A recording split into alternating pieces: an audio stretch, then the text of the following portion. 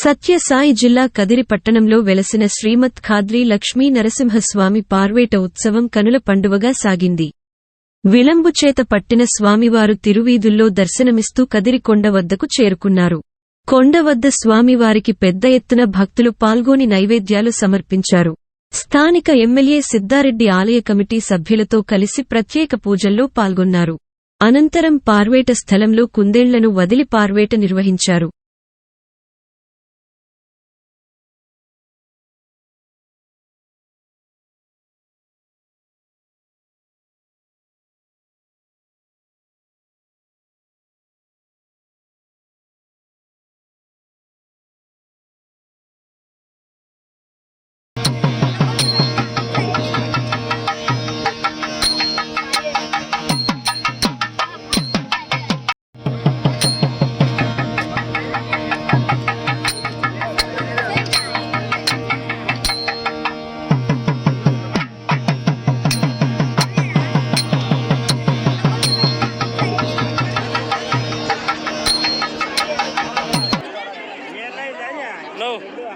మాట్లాడు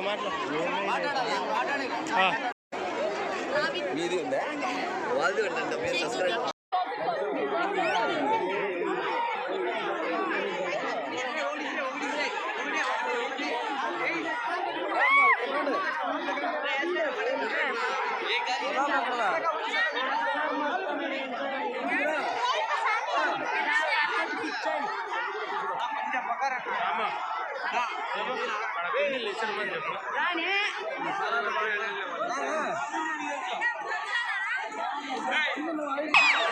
చెప్పండి.